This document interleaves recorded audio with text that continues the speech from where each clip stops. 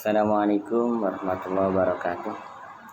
Eh, Sampai jumpa kembali di materi komunikasi pemasaran untuk semester 5, pertemuan ke-7. Saya kasih ini pertemuan ini tentang segmentasi target pasar dan penentuan posisi produk. Kita bicarakan tentang analisa dan pentingnya segmentasi target dan posisi produk. Karena apa? Karena kita sedang memasarkan suatu produk yang mau kita kembangkan, kita jual atau kita pasarkan. Maka 3 poin penting yang akan dibicarakan tentang segmen apa yang akan kita garap, target pasar model apa yang kita akan targetkan, dan posisi produknya di sebelah mana. Karena produk yang lain sudah banyak dan kita masuk ke sebelah mana kita posisinya. Ini harapannya ya.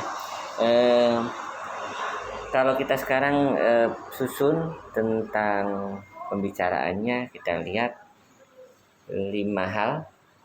Mudah-mudahan bisa dengan cepat dalam waktu 10 menit tentang penjelasan tipe dasar yang dipergunakan melakukan segmentasi pasar, apa aja modelnya. Yang kedua, menjelaskan tentang berbagai dimensi segmen pasar.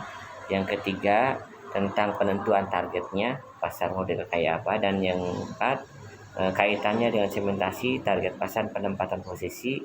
Dan yang terakhir, tentang persaingan. Ini mudah-mudahan singkat pada kita garap ya. Apa dasar pemikiran yang melatar belakangi kita penting untuk membuat segmentasi pasar, artinya kelompok-kelompok pasar untuk pemasaran produk. Yaitu yang mendasar adalah bahwa konsumen mempunyai perbedaan kebutuhan terhadap produk itu. Kemudian konsumen juga mempunyai hak pilih, dan konsumen punya reaksi terhadap produk satu dan produk yang lain. Maka itu strategi itu kita harus lihat. Misalnya kalangan elit, kalangan orang berduit, kalangan rumahan umum, rumahan perkotaan, atau masyarakat bawah, atau kampung, atau sekolahan, atau pabrikan, orang-orang buruh. Mereka itu untuk belanja, mencari produk memang beda-beda sesuai dengan kelompok itu. Itu dari misalnya geografis atau psikis dan lain sebagainya. Walaupun namanya sama, misalnya kopi orang elit, orang papan atas, menengah, bawah itu berbeda cara ngopinya, begitu ya. Begitu juga makanan-makanan lain atau produk-produk lain. Karena keperbedaan konsumen terhadap produk, maka reaksi berbeda itu kita perlu pemikiran tentang segmentasi pasar yang akan kita garap. Berikutnya ada 3 strategi ya untuk segmentasi ini. Yang pertama, concentrate segmentation. Yang kedua, different segmentation. Dan yang ketiga, undifferent segmentation. Ada 3 poin.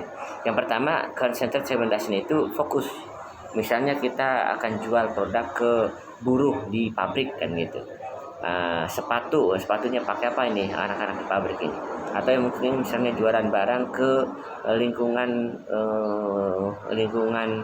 perumahan orang elit. Nah itu jualan produknya apa, itu segmen-segmen itu. Atau kalangan akademisi atau di pesantren, itu beda-beda. Jadi strategi segmentasi untuk mengumpulkan konsentrasi segmentasi dikumpulkan ini apa. Yang kedua, differentiated segmentation.